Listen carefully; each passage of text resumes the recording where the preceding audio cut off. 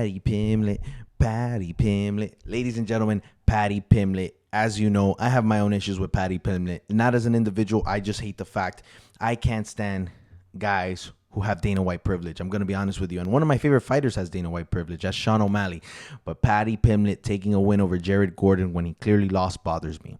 And the fact that he's so cocky and arrogant after losing to a guy who's not even ranked, I'm dying for him to get exposed. That's all I want. I hope he works hard. I hope he succeeds as a fighter, but I want him to be humbled. I want him to be exposed. And I feel like a lot of fans feel the same way. So let's talk about our new announcement. UFC 296, Tony Ferguson versus Paddy Pimblett. And it's funny because me and my friend on our podcast, late 2022, had a conversation about this potential fight.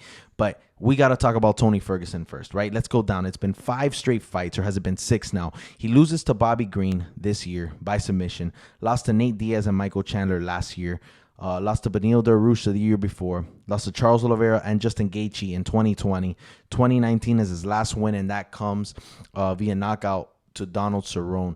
So, you know, it's been 4 rough years since then. And to be honest, Tony Ferguson has been fighting elite contenders. He's taken some bad knockouts, but he's been fighting guys at the top of the division. So you have to kind of understand how these losses have come. But either way, if you ask me, I think he should have retired 2 fights ago, right? Because it's one of the worst declines in UFC history. You know, it's a man who had a 12-fight win streak. It's a guy who a lot of people loved, was very close to becoming champ, was interim champ for a short period of time, but had a major downfall. So now we see a guy who's on a 5 to 6 fight lose streak. I just did the count, but I messed up.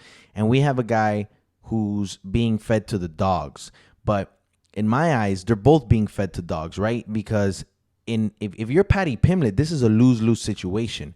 If you beat Tony Ferguson, you beat a declining Tony Ferguson. If you lose to Tony Ferguson, you just lost to a declining Tony Ferguson. You're not losing to anything else. And the only win here is for the UFC, because in reality, this is the only fight that you could give Paddy Pimblett that makes any sense, that actually sells. This is something you could throw on a co-main event, potentially. I'm not saying it will be, but potentially. I don't think it is. But those are 2 really big names, right? You have Paddy Pimblett and all the crowd behind them versus someone who's has, you know, a decade of being established in the UFC. Now we have fireworks. But in reality, this isn't a close fight, or shouldn't be on paper, going towards Paddy Pimblett's side, right? Because you think the new contender, the kid coming up, the guy who has the talent, is going to take out an old Tony Ferguson who's had a huge downfall and really bad knockouts recently. But I don't think it goes that way.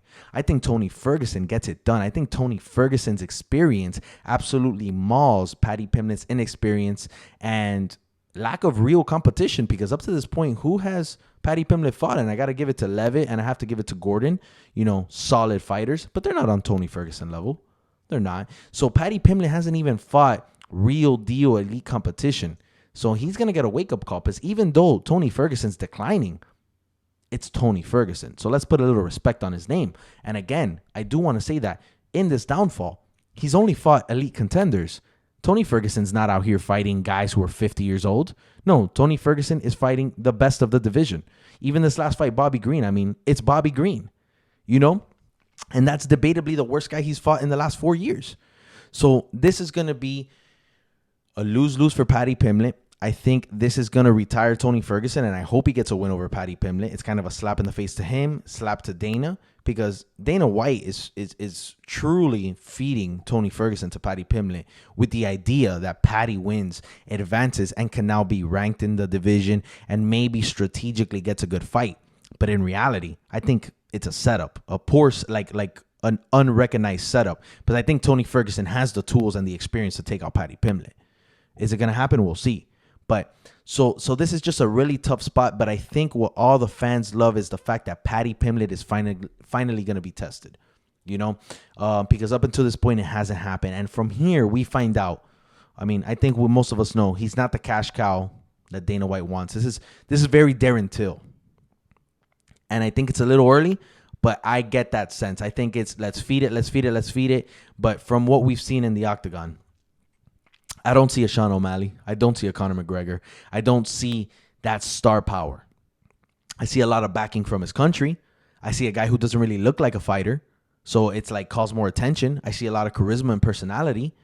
But at the end of the day, when it comes down to it, Dana White could only take you so far. Your mic work could only take you so far. A sponsor from Barstool can only take you so far. You got to be able to get finishes in the octagon. You got to be able to entertain the fans. And that's one thing I don't know if he's going to be able to do when he faces Tony Ferguson. So my official pick is Tony Ferguson. I think Tony Ferguson's going to get him down. He's going to submit him. But let's see what happens. At the end of the day, it's a lose-lose. Even if he beats Tony Ferguson, he gets set up with something even worse. Because now you've taken out Tony Ferguson. Let's say you're ranked. You've taken out a big name. What's next? Something even worse. So let me know what you guys think in the comments. Be sure to subscribe. I'm here for the long haul. Hot takes by MMA Casual. Have a good one, ladies and gentlemen.